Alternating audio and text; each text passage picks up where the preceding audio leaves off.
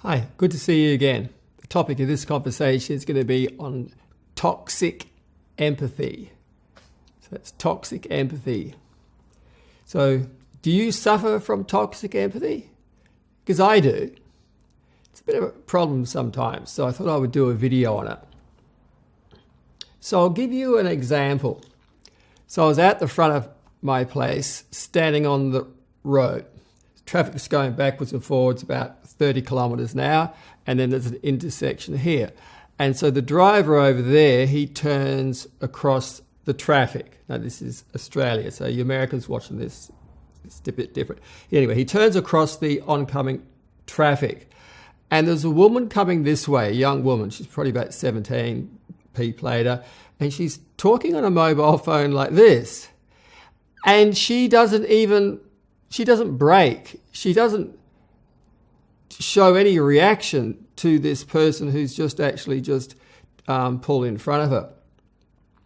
And I thought to myself, I should really report this woman to the traffic police. Sure, the guy made a dangerous manoeuvre, but she also needs to take responsibility. And what she's doing, talking on the phone, her attention is elsewhere. So I thought, I really should call the police, notify the police. And then I thought, oh yeah, but then she's going to think that someone dobbed her in and she might feel upset and she'll be unhappy and resentful and whatever. And I thought, oh, no, I just can't do that. I just can't dob her in. That's an example of toxic empathy. It's like there's a situation, you're looking at the facts and logic, and the facts and logic speak for themselves, but then the feelings kick in. And that is the problem. So let's go through this step by step. So, okay, first off, what is empathy? So empathy is a state of compassion, sympathy, care, concern for another person or another living thing or entity, something like this. Empathy, it's a personality trait. It's higher in women than in men. And you'll see it in the traditional family. Not that you see many traditional families anymore, but you get the husband and the wife, and she gets pregnant. She has a little baby. So when she gets pregnant, she's actually vulnerable. And the guy has to be there. He's the boundary setter. He's got to take care of her. Anyway, so she has a little baby. And then the brain produces that oxytocin and those other feel-good chemicals. And then she becomes really open. So she's really vulnerable and she's really empathetic. So whenever the little baby cries, doesn't matter what time the baby cries, no matter shits its nappy or whatever, she is there to take care of the infant, and she does it really well. But by being very empathetic and very open, she's open to all the other little kids in the neighbourhood and to all the dogs and cats and stray animals and things like this, whatever. And which makes her more vulnerable. Whereas, so then you had the husband, his brain's producing other neurotransmitters, maybe like testosterone and stuff like this. And so he actually is on the lookout. He's on the lookout for any predators that might be there in the neighbourhood, for any risks or threats to his wife and his child's safety. So he's the boundary setter. So he puts a fence around the property and he makes sure the door's got a good lock on it, and he locks the windows at night. He goes to the gym, builds himself up so he's fit, strong and healthy. So he learns to take care of his wife. So you get these two distinct personality traits. Now you'll get the feminine, masculine attributes, and they're in degrees. So some women can be very masculine and some men can be very feminine. So it's a degree. It's not sort of cast in stone, but it's a trait that we can recognize. And you'll also see this in the oppressor-oppressed dynamic of the cultural Marxists, where they actually divide the world into groups, where there's the oppressor and the oppressed. And we're sort of hardwired for that, because we look at the world and we see there's predator and prey.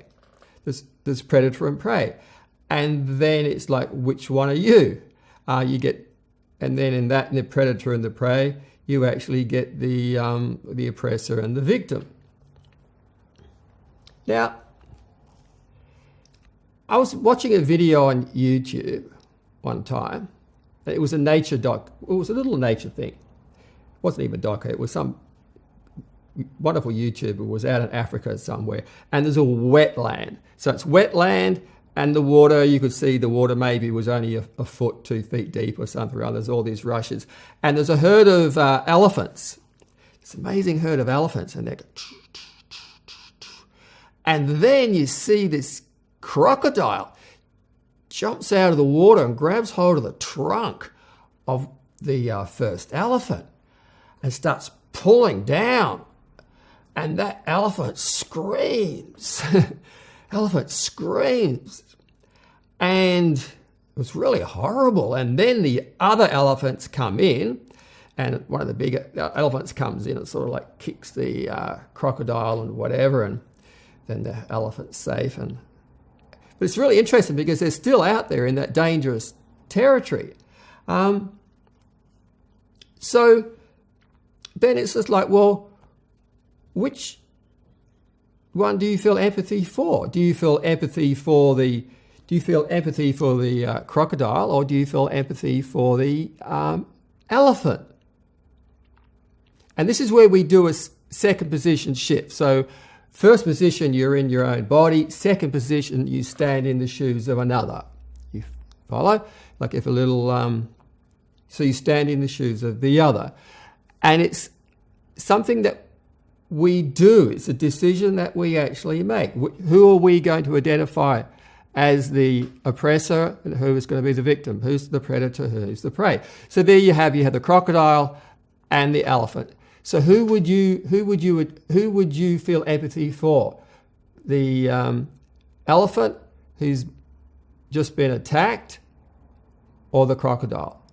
It's interesting, because if you actually shift over to here into the position of the crocodile, there's this poor crocodile. This crocodile's got to feed its family. It's got all these little baby crocodiles to feed. It's starving.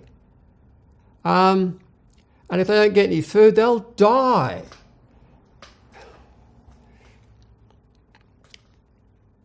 So and these crocodiles, they're beautiful little creatures. They're wonderful little creatures. So you're going to feel empathy for the crocodile? Let's say you get a hunter comes along and starts shooting the crocodiles, and he shows his trophy. We go, oh, bad hunter, poor crocodile. So we're doing a shift, second position shift. Oppressor, oppressed. Predator, prey. So you got your crocodile, then you go to the elephant. There's the elephant herd, and there's their family, and they are a family, and they love each other, and they've got to take care of each other, and they're thirsty, so they've got to go into the water to get some water to drink before they can go back onto the land, and they've got to protect themselves. So it's really an interesting dynamic. We have to make a decision on who is predator, who is prey, and we can do that with facts and logic, and we can do it with feelings. And what we really need is we need that flexibility, which is I've been describing, the flexibility to shift. So you can shift from the position of the elephant to the position of the crocodile to the position of the hunter, and to be able to move around so you get a bit of balance.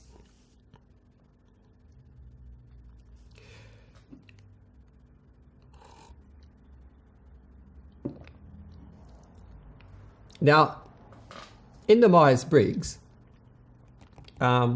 you have your 8 cognitive functions. So when you actually look at the cognitive functions of facts and logic versus feelings, so that's how we make a decision based either on facts and logic or feelings, or a combination of the two. There's a process that we go through. Some people are much more extreme on facts and logic, and that's all it is.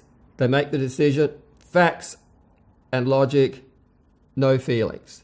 Other people at the other end, they make a decision based primarily on feelings, all feelings, and the facts don't matter. And then you'll get people who are somewhere in between. I'm actually just about right in the center, which gives me a bit of balance. But also there's a downside too with being balanced, because it just makes things a little challenging sometimes. Whereas if you're an extremist, I think it makes things a bit easier if you're an extremist sometimes. Anyway, so there's a decision process that you go through. And it's really a good idea to have a look at how you actually do make decisions, whether it's based on facts, logic, or feelings. Now, those people who are high on facts and logic, when they're actually in a discussion with someone or in a relationship with someone, they'll probably want to be right, because accuracy is really important to them. So they want to be right, and they'll just keep pushing their point and say, well, this is the facts. You're wrong. I'm right.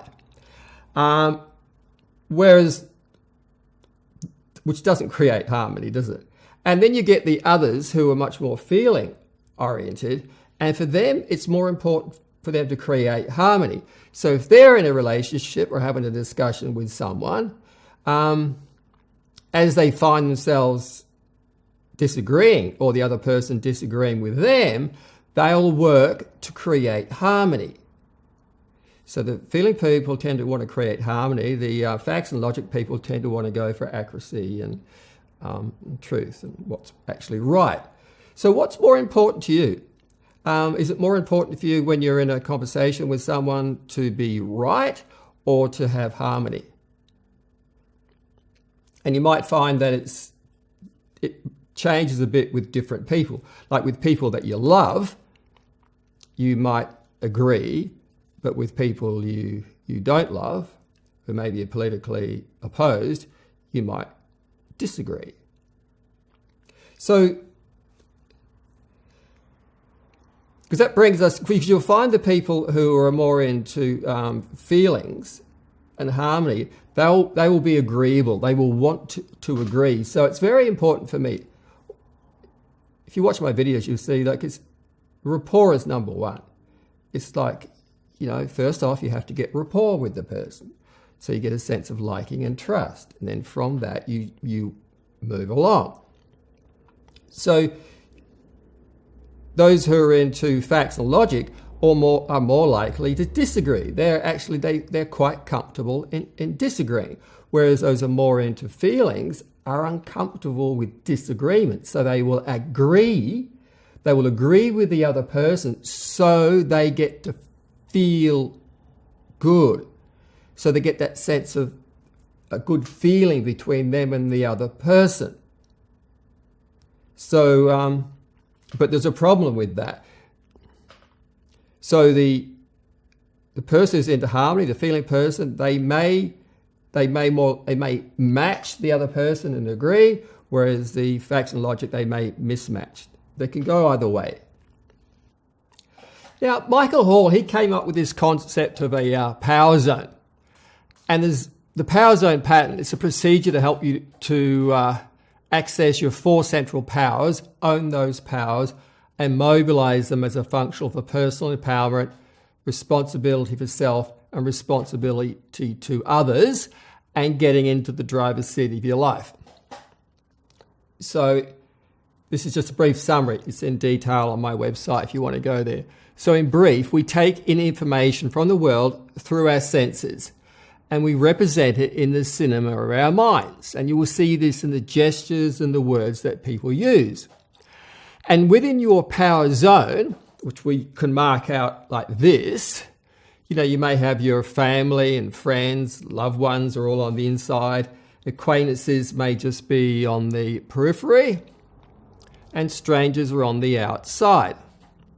So you get this us, them, me, you. All right? Yes, no. And you're also going to have your religion is going to be on the inside, and your spirituality and your political affiliation. It's all going to be within your power zone. And other religions and ideologies, etc., is going to be on the outside. And you may have certain foods and drinks inside or outside. So some things you don't let into your life. They always stay on the outside. Some things you keep out there. Now, in terms of thinking versus feeling types, I think their power zones quite different. Now, the thinking types, they're quite different. So the thinking types may not, they think about things differently because their focus is on facts and logic. Whereas the feeling types, they focus very much on feelings. So they actually want to hold a feeling of harmony for those within their power zone. And they will defend these people from those on the outside. You get it? Now this becomes more significant the more people sort the world into group membership. So, for example, I'm a member of this group and I'm a member of this group, but I'm not a member of that group. So by focusing on feelings and harmony within their group, they may deny facts, because facts that don't match their beliefs can make people in their groups feel uncomfortable. And they don't like feeling uncomfortable. Whereas those who sort by facts and logic, they can manage discomfort better than those who sort by feelings. So the feeling types, what they might expand their power zone to create like a actual physical safe space for those within their groups. So they want everyone to be in agreement so that they can actually experience harmony. So they exclude people, or attempt to exclude people, from their safe spaces who don't fit with their ideology. And it's like a mother protecting her family from predators. It starts by taking over the classroom, then expands to take over the university campus, and expands to take over the city, and so on. So even though the intent may be positive in the sense that this person wants to protect the feelings of people they care about, even though the person may talk about love when it comes to addressing the out group, they may become hateful and vitriolic and violent. And this is toxic empathy. Now, I saw a meme on Facebook, and it was attributed to Bill Mitchell, host of Your Voice America. Now, I don't know who he is, okay? I just read the meme, and it read, liberal people may start with an emotional premise, then create a false logic, cherry-picking facts to support their emotional premise. Though I think it would be more accurate to say feeling-type people. So feeling-type people start with an emotional premise, then create a false logic, cherry-picking facts to support their emotional premise. And maybe as an aside here, I would suggest you watch my 2 videos on the hierarchy of ideas. They're titled How to Focus the Topic of the Discussion. Remember, you get the logical levels, logical types. So you get the abstracting up and down. So once you get that grid structure in your mind, you'll understand what I mean. Because one of the most challenging things is to keep people focused in on the topic of the conversation and to be able to track them and bring them back on topic when they wander. Okay, so back to the feeling type. Back to the feeling type people start with an emotional premise, then create a false logic, cherry-picking facts to support their emotional premise. And I would think that most people would agree that this isn't an intelligent thing to do. But I can think of hundreds of examples where people do this. For example, a smoker may say that cigarettes are good for your health because scientists have proven that they help you to relax. And everyone knows that relaxation supports the immune system. And there's a degree of truth in that. But it's just junk logic based upon an emotional premise by, for example, a person who feels good about smoking. So they want to keep the good feeling about smoking, so they deny the facts. Okay, so continue our discussion on facts and feelings. Now, there was a survey of US and South Korean students. They compared their mathematics test scores versus how they felt about their competency with math. And the Korean students, they scored high on aptitude, but low on confidence and self-worth. So they got really good marks at math, but they just didn't feel that they were as good as they really could be. So when asked how they felt about math, they said, well, I don't think I'm that good, I've got lots to learn. Where it was the converse in America, where American students, they scored lower on aptitude, they didn't do as well at math, but they were higher on confidence and self-worth in terms of how they felt about their competence. So when asked how they felt about math, they said that they felt they had a good grasp of the subject, even though they scored quite poorly. So their feelings trumped reality. And this is when you're going to get, bridges falling down.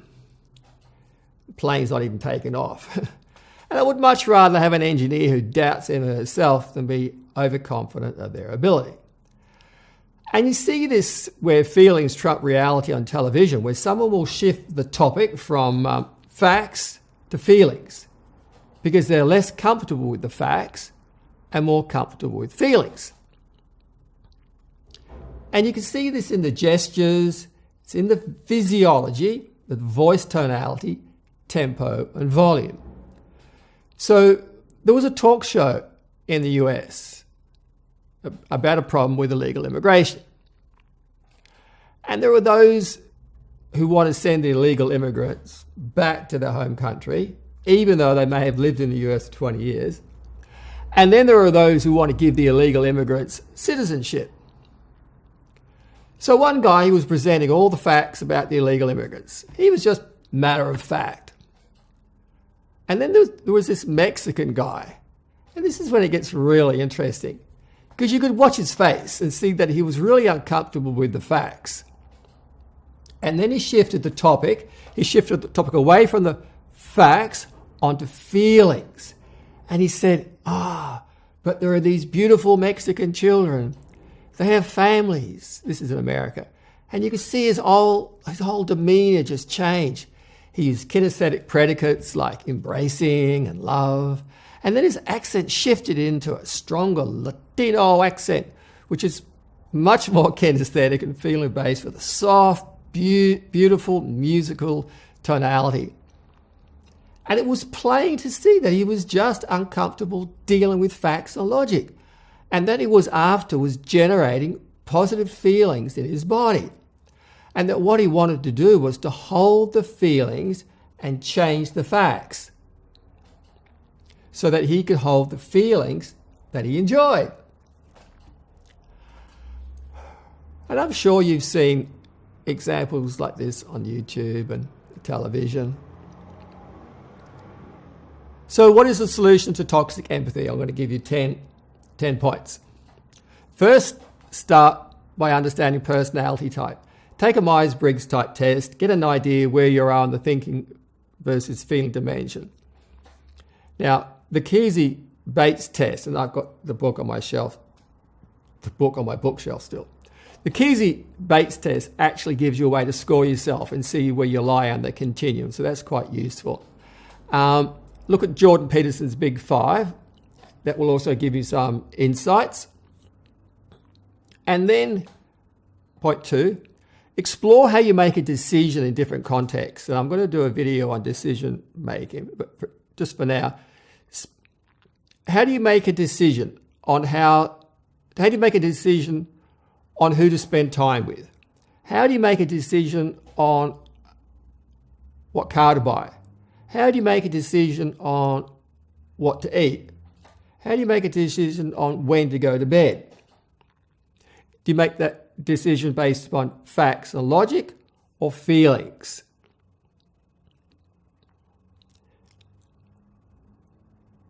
It's 10 o'clock, time to go to bed. I'm feeling good, let's party all night. Go to bed later. So when I make a decision, I generate a feeling off of the facts, which has to feel right for me. Now, even those people who are really high on facts and logic, they're still going to have a kinesthetic component, which is associated with the facts. But they're not ruled by feeling, not ruled by empathy. Whereas those who are high on feelings will let the feelings dictate the decision-making process. For example, that cream pie looks good. And they generate a feeling from the look of the pie. Then they reach out and eat the pie. So it's just a two-step visual kinesthetic strategy. See pie, look good, feel, eat. Now, when you make a decision, you need to look at what happened in the past. For example, what happened the last time you ate that cream pie? Or what happened after you went drinking at a nightclub? And then you have to consider not only the short-term and long-term benefits, but also the short-term and long-term consequences.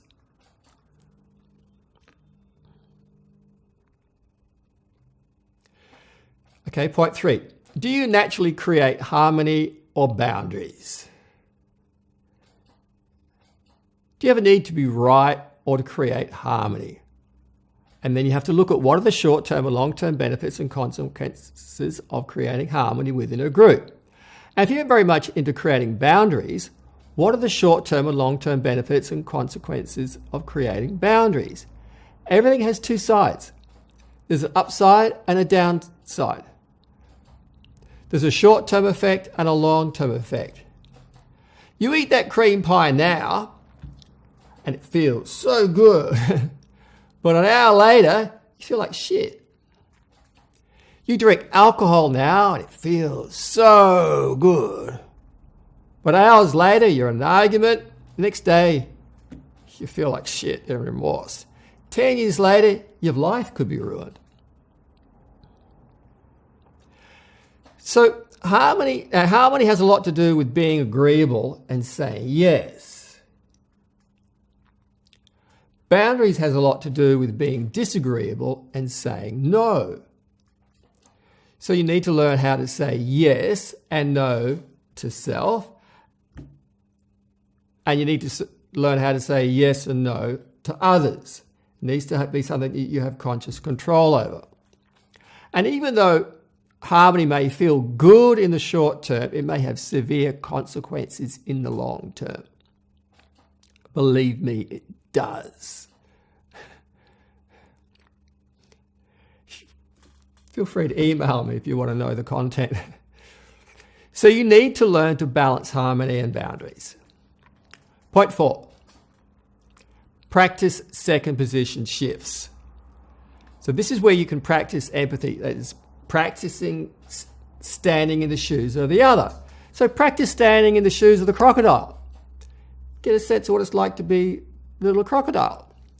Practice standing in the shoes of the elephant. And practice standing in the shoes of the hunter. Now, it could feel really uncomfortable, but you need to get that flexibility to shift perceptual positions. this group, this group, or that thing, this person, the animal, etc.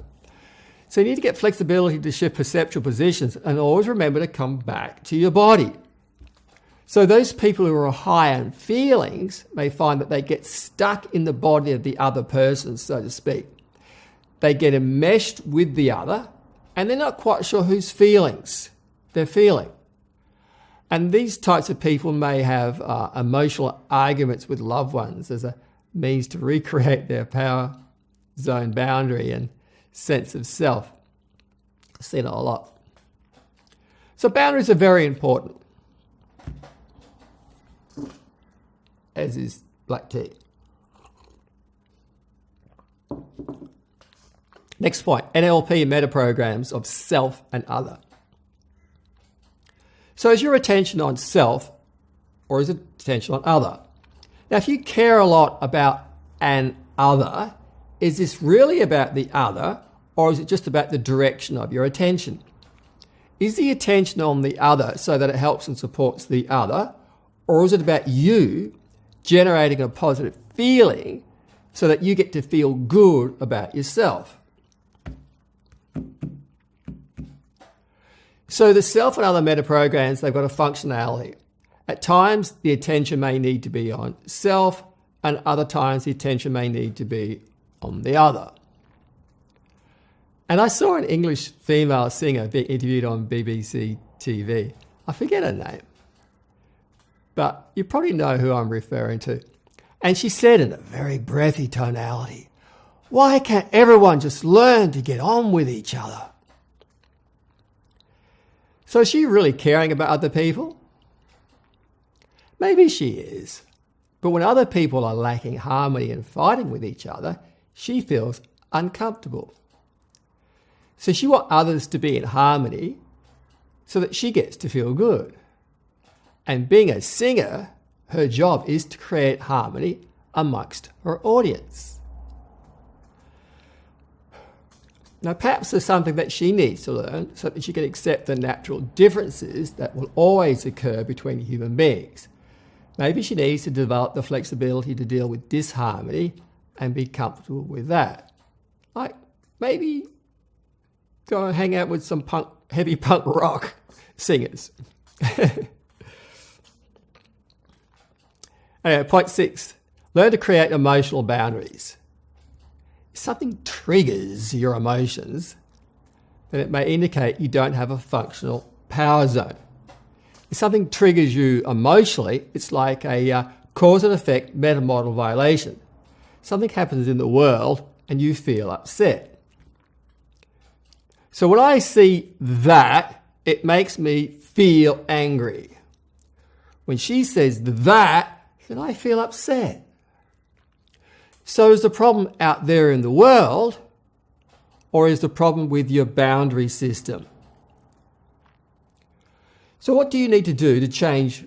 What do you need to change within yourself so that the world stays out there and you consciously decide upon what you bring inside your power zone?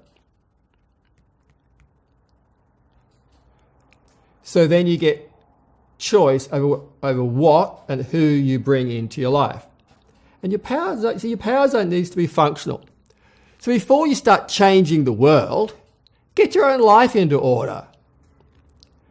And this doesn't mean excluding people that trigger you from your classroom or your campus. What you do is you build a functional power zone. And then you welcome the out-group into your classroom. But now you do it as an empowered human being with functional boundaries. Okay, point 7. Remember that thoughts are just thoughts. If you have a thought or a feeling, it doesn't mean that you have to act upon it. And point 8, practice sensory awareness. Just see what you can see. Hear what you can hear, and feel what you can feel. What do you actually see out there? Not what you think you see, but what do you actually see in sensory-based terms? What do you hear? What are the words used? What are the language patterns? What's the volume, tonality, and tempo? What are people actually saying? Not what you think they're saying. And learn to make a distinction between body sensations, feelings, and emotions. So, an empty feeling in the stomach may indicate that the body is ready for food, all right? So you feel hungry. Now, if there's no loved ones in your life, you may feel a sense of emptiness, which has a kinesthetic component. And then maybe you misinterpret these sensations as hunger and then eat or drink. When in fact, what you're trying to do is you're trying to fill an emotional hole with food and drink. So once again, you've got to learn how to work with your logical levels and logical types. Emotions are abstractions on body sensations and thoughts. And remember to look at words and language patterns. Everything comes back to the language that you use. It's in the language. It's so damn obvious. It's in the language. Point 9, nearly there. Stop projecting your thoughts and feelings onto others. See, too often people project how they think and feel onto another person, rather than taking responsibility for how they think and feel. And you see this with the violent demonstrators who claim to be about peace and love, yet they violently attack a peaceful group.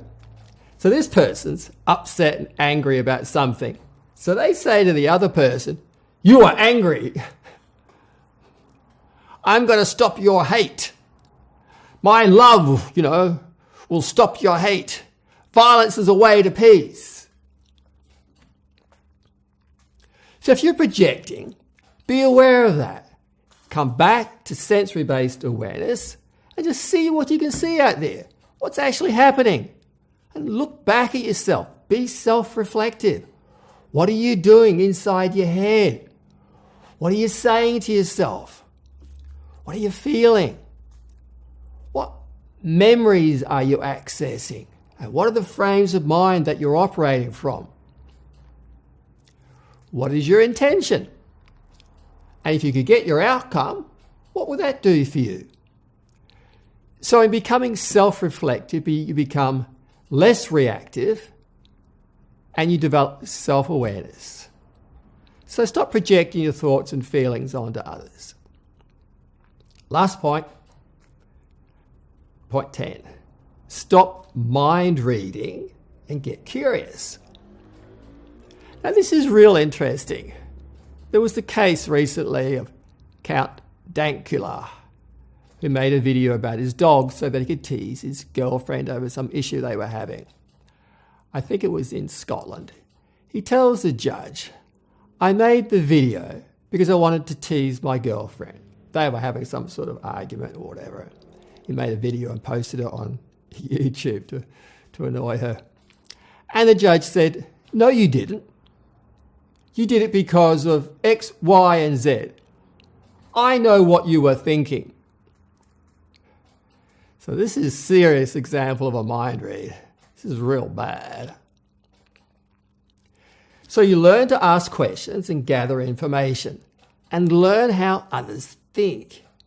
So you ask questions and you withhold judgment.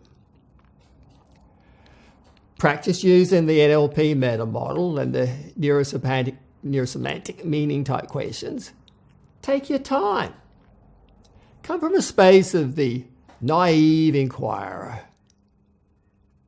Don't be scared to ask questions and experiment with asking different questions to what you normally do.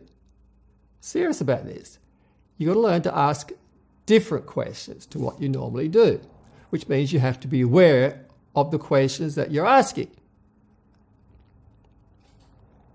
And you do that just to see what different answers you get. And if you do this, I guarantee you'll be blown away. You really will. So the topic of this video was toxic empathy. Let me know in the comment section below if you suffer from toxic empathy, and let's get people talking about toxic empathy and see if we can help facilitate some peace and harmony in the world.